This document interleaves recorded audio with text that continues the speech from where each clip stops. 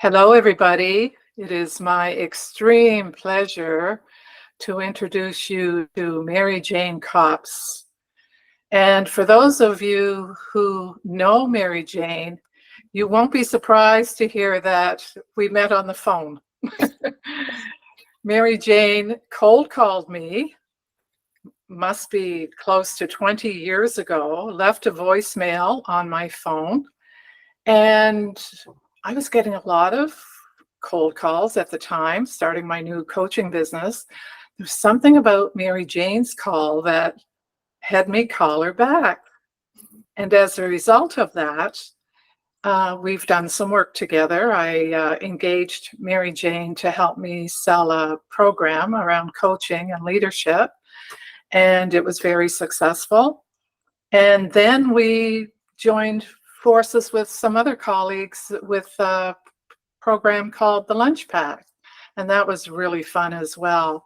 So I'm just delighted to welcome Mary Jane back to have a little conversation on our Shift network. And in case you haven't noticed, there are some clues around Mary Jane about what she does and who she is. And Mary Jane, tell us why you call yourself the phone lady. What was that like at the beginning? I would think there might have been some pushback from people about that name, and also why you're joining me today. Sure. Thanks, Sheila. Well, I'll start with your last question. So I'm joining you today because you're Sheila Kelly. And we've known each other a long time, as you said, and good colleagues. And, you know, when you do this kind of a conversation, you want to be really comfortable with the host. So that's certainly part of it. And I was also very attracted to how you're doing this about the word shift. And I'll come back to that in a second. So yes, I've been the phone lady for 20 years, and I basically still teach people how to communicate effectively on the phone. And there have been many times over 20 years I thought, oh, maybe the phone will go out of fashion and I'll have to do something else, but that doesn't seem to be happening. I'm busier than ever, working with sales and customer service teams to help them communicate effectively on the phone. So that's fortunate for me. And I did have some pushback about the name. I'm not sure you know this story. I was sharing office space with a colleague in Dartmouth, and he directed me to his graphic designer. And I called her and I said, I'm looking for, graphics for this company, the phone lady. And she sent me back graphics called the Red Phone. And I phoned her and I said, that's not the company name. And she said, well, you can't call it the phone lady. And I said, well, why not? She said, well, everybody's going to think it's phone sex. Oh, I hadn't heard this story. And she startled me with that. And I actually hesitated just for a little while. And then I went, no. This is what I do. This is the best way to identify for people what I'm going to be doing. So I found a different graphic designer. And of course, many people ask me about how did you become the phone lady? And the phone lady is my second business. So when I sold my first business, I took some time off and I was helping a colleague build his software business. And I was just doing that part-time, a couple days a week. And we got that business to where he wanted it to be. And I said, well, that's good because I need to go and get a job. And he said, no. You need to start a business. You need to teach people how to talk on the phone. And I said, Sean, that's not a business. That's common sense. And he said, no. It's a business. He said, you stay here with me, share my office space, let's run your first contracts through my company, so you don't have to register a company name or anything. Test it out. I'm pretty sure it's a company. And he was right. So I did about a year just testing it out before I registered the phone lady name and gave it all my efforts. So it felt like a dare, you know. Yeah. And I dare you to do it. So I did it. And turns out he was right. And it turned out he was right. Yes, yes. So sometimes we need those little nudges to That's steer right. us in the right direction. We don't have to always listen to somebody else's advice, but that was good. Well, I can let everyone know again, if you don't know if you don't know the phone lady, a lot of the world does. I did a little checking on Mary Jane, and she's been interviewed on in more magazines, seen on CNN with Harry Enton, who always interviews with a touch of humor. That must have been interesting to do that with Harry. It was. Yes. National Post, Newsmax, WGN Chicago, Business Insider, Fox 5, Bloomberg, CBC, and that's just a few of the places that have featured Mary Jane. And she just told me she's also being contacted beyond North America for business and interviews and that sort of thing. So again, if you haven't heard of her, I don't know where you've been, but she's one of Halifax's best kept secrets, perhaps. You're doing beautiful work, Mary Jane. And I know that you go much deeper than just using the phone. You understand that it's about communication, it's about psychology, it's about understanding yourself, understanding other people. So congratulations. And we'll get into the shift that happened with you. One of the shifts, as you know, we shift many times in our lives. There are many shifts that happen. But before we do that, I'm really curious about your perspective on, I look at these phones at the top of your filing cabinet there. And I mean, one of them is so old, I've never used that type. You know, with the earpiece hanging down on the side. And now those, I don't even know if you'd ever find one that was working, maybe in a museum. So how do you see the trajectory of the phone and the impact on your business? Well, what I did this year was I did a report on phone communication trends, and I contacted, so all of my work is business to business work as opposed to business to consumer. So with this report, I sent a survey to about 724 CEOs and senior VPs in North America, but also in England and Australia and France, where I also have clients. And 15% of them replied, which everybody tells me is good. And the results, you can download them on my website, but many businesses are returning to the phone because of a couple of things, AI being one of them. So you want your teams to be able to create genuine relationships with your clients or your potential clients.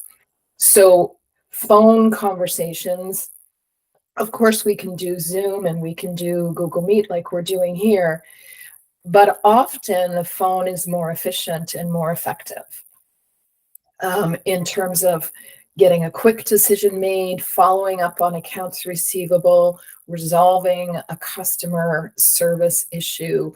The phone can often be much more efficient than trying to get somebody on camera.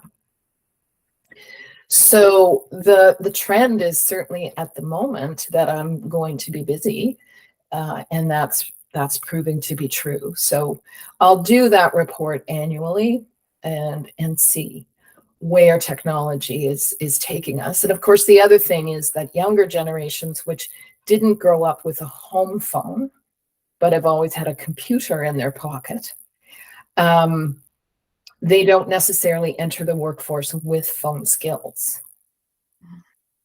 But if they're still necessary for the two sectors I most often work in, which is customer service and sales. So that keeps me busy as well, is working with those younger generations that haven't been given the skills ahead of time. Wow. So this is why you're so successful. You're staying on the leading edge. And I think some of us might have the misperception that AI is going to take away from using the phone, when in fact it's going to enhance our ability to connect on a more human level. That's awesome. Yes. So we'll see if that holds true, right? Yes. Yes. It's really hard to know, as you know. Technology has moved so quickly and in directions certainly I didn't expect. When I got my first computer and when the internet was first part of my first business, I would never have said that we're here, even. So where AI is going to take us, where security issues are going to take us in terms of our willingness to accept an email from someone or not, we just don't know. And it's very much wait and see in many ways. But the overall response in that survey was that companies are going to be embracing the phone more in the coming year. So we'll find out. Interesting, yeah. And something I read in your report, I just went through it quickly, is something I'm really curious about. So while I have you, I want to ask you, Sure. you said that you make a more, and I'm not quoting you exactly, but something to the effect that we make a more human connection on the phone than we do on video calls, which I found very interesting. Yes, so we've added body language here. Yes. But we've also added some of the distractions that go with that. So whether you have a false background or your background or my background, we've got more going on in this call. And you and I also took the time to think about the setting.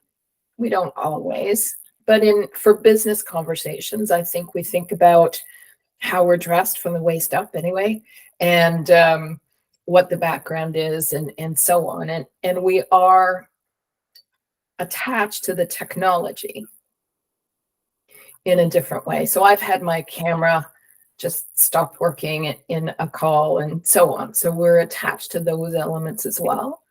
Whereas on a phone call, and of course with cell phones, sometimes you can get disconnected or whatever.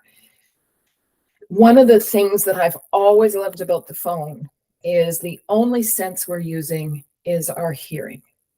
And as a consequence, our hearing is amplified as if we were blind. So you can tell the different types of silence on a phone call when all you're using is your ears. You can tell if somebody's silence is because they're thinking, or because they're hesitating, or because they didn't hear you. All of that becomes available to you because your hearing is amplified on the phone. I agree with you 110%. Because when I first started coaching, we didn't have, 20 years ago, we didn't have video calls. And I did all my coaching on the phone. And I kind of look back on those days with fondness because, I always got dressed for my calls, but, I didn't worry about my hair, whether it was combed. And again, the listening skills were amplified. They are amplified, and we can hear so much more than we think we can when we don't have all those distractions. So yeah. Right on. So Mary Jane, let's get back to the shift thing. Okay. And I know you had an interesting childhood. Like many of us, we would call it dysfunctional, probably. Mm-hmm. And I also know that you realize that something happened that, unbeknownst to you, planted a seed for where you are now. So tell us more. Thank you. So yes, when you invited me, I kept thinking about the word shift. And of course, as you mentioned, we have so many shifts, and I could talk about divorce, or I could talk, there's so many things, moving provinces. But I think one of the biggest shifts that happened that really did mark my trajectory was when I was a teenager. And I would have been in grade 9, so I would have been 14. And as you've mentioned, my household was dysfunctional for sure. So my mom would have been diagnosed with bipolar today. Back in the day, it was called manic depression. And she self-medicated with alcohol. And again, this is post-war, a small gold mining town in Northern Ontario. And doctors were very generous with women in terms of pharmaceuticals. So it was kind of like a big mess of stuff. And both my mom and dad were very Catholic. So there wasn't a lot of things around that we think of today. I often say that if Oprah had been around for my mom would have been a different person, because she was incredibly smart and incredibly capable. And when she was healthy, she had her own television program. She was amazing.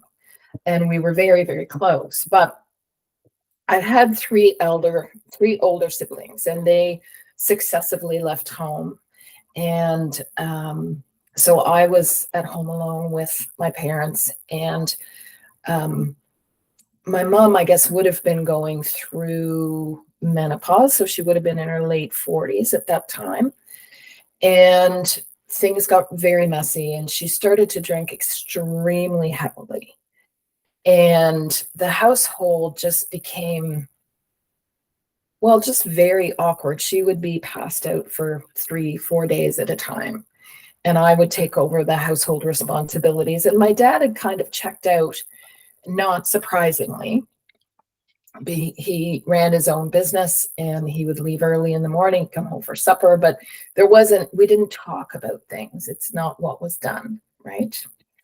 It was that generation that you just didn't talk about things. Anyway, it was stressful, to say the least. And I needed to go to school and be Mary Jane in that school setting, trying not to indicate to anybody that my household life was what it was. So to do that, I would get up really early in the morning. Again, small town, so the high school was open, the doors were open all the time. And I'd get up really early and get out of the house before they woke up, and probably get to school around 7 in the morning and do my homework then. But one particular day, it was pouring rain. It was just crazy. And there was no way I was going to walk to school in that. So I waited, and my dad was going to drive me to school. And so he and I are in the porch, which was a few steps down from the kitchen, getting ready to go out the door. And my mom gets up, and she's kind of sobering up. These were always really awkward moments. And so she's talking, and I just lose it. Because by this point at 14, I've been in other people's homes, and I know that this is not normal. This is not how other people live, right? And so I start screaming at them.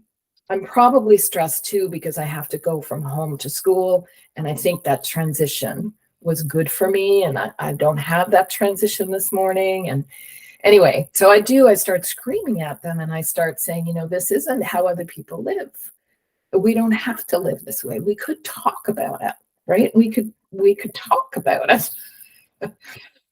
And they just both kind of stood there and and stared at me, and I am crying, I am screaming, I'm sort of sliding down the wall to sit on the steps and dig in and say, let's have this conversation. And I get no response. And my dad just says, we better go. You're going to be late. So that was that. We got in the car. He drove me to school. And as I was getting out of the car, he said, have a good day. And I've never forgotten it, obviously. But I think it planted this seed of the need to communicate and how vital that is, not only in our work settings, but in our personal life, to find words, to understand, to really work to understand what another person is going through, what's impacting their communication, and how our words and actions are impacting them. I also, in thinking about this interview, wanted to add that it's made me incredibly independent. No kidding. And stubborn. And I think, sometimes people would say, would you ever go and get a job? And I don't think I'm highly employable because I'm so independent. And if something needs doing, I'm just going to jump in and do it. I don't ask for permission, that kind of thing. So there's always that plus minus of what an incident or can give you. So I think that on the independent side, it can be a little bit tricky, but it did build in me this desire to communicate and to understand communication. And when I had the opportunity to be the phone lady, all of that came together. Came together in a very beautiful way. And, it's amazing the wisdom that a 14-year-old can have. It's amazing the resilience a 14-year-old can have. Yeah, when we think of all that, Mary Jane, how, you say you're, stubborn and independent, but there's more to it than that. What is it? What is it? Well, I think it's a compassion too, right? So for them, like a deep understanding of how trapped they were for a variety of reasons. Their Catholicism, the 50s, they're being in a small gold mining town in the north, resources, inability to communicate. And, I totally understand the pressure they were both under. And the fact that, today, if her name was Eunice, his name was Lee, if they met and tried that marriage, they would have ended it sooner if they were a couple in today's world. But they weren't. And as a consequence, they just kept pushing through, and it really was tragic. So how did I assume that Eunice and Lee are deceased? Yes, they passed away when I was a teenager. So people sometimes, when I tell people that, they go, oh, that must have been awful. And really, no.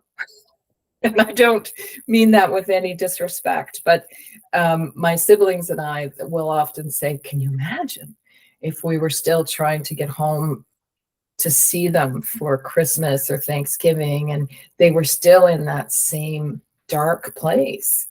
It would impact us all for years to come. So mom died when I was 15 and dad died when I was 17. Wow. So even though you make it sound, and in many ways it was a gift that they kind of left the planet, still you are 17 years old without any parents. Again, Mary Jane, like, How did you get through all that? Well, blessed. So I was in grade 12, and so my older brother came and lived with me so that I could finish grade 12. And at that time, Ontario had grade 13. Mhm. So my sister came and lived with me till I finished grade 13, and then I left for university. And yeah, so that would be a different shift altogether. But yeah, so and certainly again supporting that independence, because when I left, I took everything with me. So that was I was fully launched. Yeah. Well, if there's any young people listening to this, I I know that it's going to give them lots of food for thought about how to navigate and survive. I mean, you're a survivor with a capital S, and We yeah, all have backstories, right? we do, but there are degrees of dysfunction, and yes, just it's amazing to me that the human resilience and the human capacity to heal, but particularly at that young age, to have that understanding and that compassion for your parents is, I think, more amazing than you give yourself credit for. Well, and I may not have had that compassion. Probably didn't have as much compassion for them at that young age as I have developed over time, Mhm, right? mhm. Um, and again, it was a different time. So 1978 is when I left to go to university. I can't imagine what it's like to be a young person today with the price of going to university, and B, social media and all of that they have surrounding them all the time, right? So I didn't have to compare myself to anybody. I wasn't looking at images of other people or uh, anything like that. So I think it's a very different time to be a teenager now. Well, I give you kudos and credit for just being Mary Jane, Thank you. and apologize for using the word just, because I know No problem. that's one of your early lessons to everybody. Eliminate the word just from your vocabulary. I've never forgotten that. So thank you for being Mary Jane and for sharing this very personal and very powerful story. It's yes, I knew there was some dysfunction, but to have it explained and told with such compassion is really beautiful. Thank you, Sheila. Are Yeah. there any other shifts you want to share? Well, I mean, there's so many shifts in life, right? So we go through our decades. I think right now I'm in a shift because I'll be 66 in July. Congratulations. Thank you. And that's a shift. There's a shift from sort of middle age, I guess, to accepting. I'm going to use the word accepting that you are old, and that when people see you, they don't see the still 35-year-old. So yeah, I'm in that shift now, trying just navigating, because I certainly don't feel old. And but yeah, I am. I know. Sometimes we forget, and then other people remind us that. That's right. That's right. And making decisions about how I want to be old, I guess, figuring out the things that are what the priorities are now, because they do change in terms of maintaining your health and your physical abilities, and you have to start making some of those changes. So that's a shift. It's a big shift. Yeah, there's no more craft dinner. Well, once in a while, maybe. Maybe.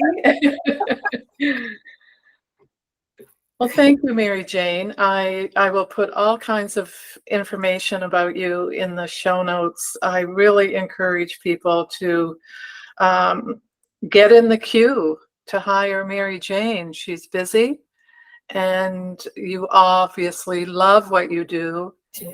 You're making a difference in the world, because when we impact communication, we can lessen conflict, we can build relationships. Yeah. What would you like to add to that? Well, everything, like when we're sitting here today and we're listening to any aspect of the news, whether that's about the environment or about war, it is all about communication.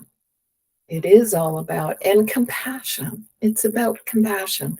So much of our ability to support each other is about empathizing and coming with an open heart and an open mind to our conversations, so that we can, to the best of our ability, recognize the person we're talking to and speak to them. And somebody out there might be saying, well, Mary Jane, how does that fit in with selling? Well, like when we sell something, what we're doing is having a conversation to uncover the other person's challenge or desire or need. And if they don't have it, well, you're not going to sell anything, and that's fine, right? Part of the process of selling is to hear no. It's quite all right.